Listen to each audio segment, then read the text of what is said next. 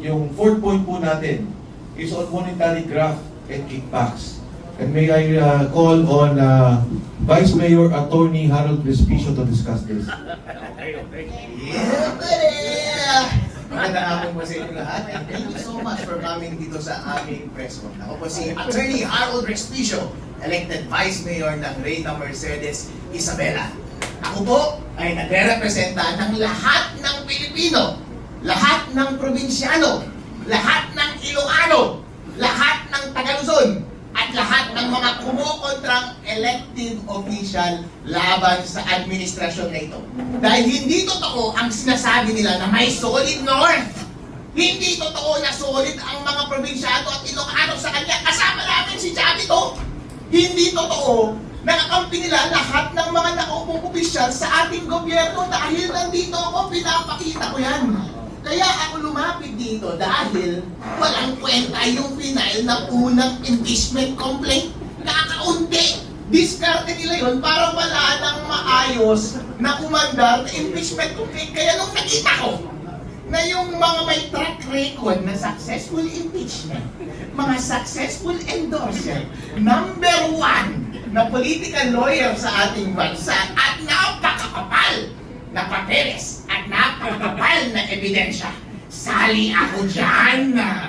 Dahil gusto nating matanggal ang ulo ng korupsyon sa ating bansa. At hindi ninyo pwedeng sabihin na purong align sa Duterte ang grupo namin. Dahil ako ay lone wolf lamang, wala akong kakampi.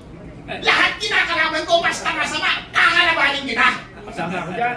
Kaya nandito ako para patunayan na merong totoong nangyaring graft and corruption.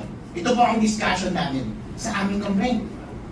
Naniniwala ba tayo, meron pa bang doubt na merong malawakang nangyari na nakawan dito sa ating bansa? Inamin na nila, hindi ba? At inamin na rin nila, alam na rin natin na ang grupo nila ang nagnakaw. Si Sandy, si Romualdez, at si BBM. Ang problema na lang ngayon ay nagtuturuan sila! Sino? Ngayon, kung nasa korte tayo ngayon, ang question na lang ay yung credibility. Ang credibility ba ni Sandy versus yung credibility ni BBM?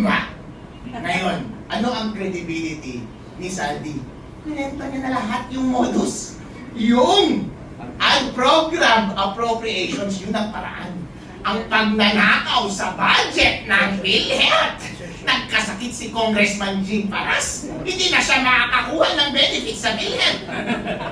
Yung aking bangko kapag na-bankrupt, wala na akong makukuhang pera dahil kinuha na nila yung pera sa PDIC.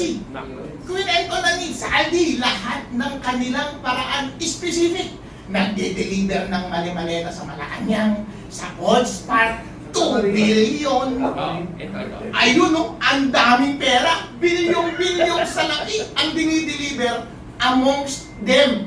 Yun yung isang sign ng credibility. Ngayon, tignan natin yung isang sign ng credibility. Anong sagot? AI. What? AI daw. Kung ikaw ang husgado, sino ang paniniwalaan mo? Yung kasama sa conspiracy na tinuturo nila ang bawat isa? O yung nagpapalusot na mastermind? Alam ba yan? Kapag ikaw ang husgado, convicted yan. Kaya ang tanong lamang, ang simpleng question lamang, on the ground of graft and corruption, dito sa aming impeachment complaint, maniniwala ka ba kay Sandy? Kapag naniniwala ka kay Sandy at hindi ka naniniwala sa palusot ni BBM, impeach dapat si BBM dahil ground for impeachment ang graft and corruption.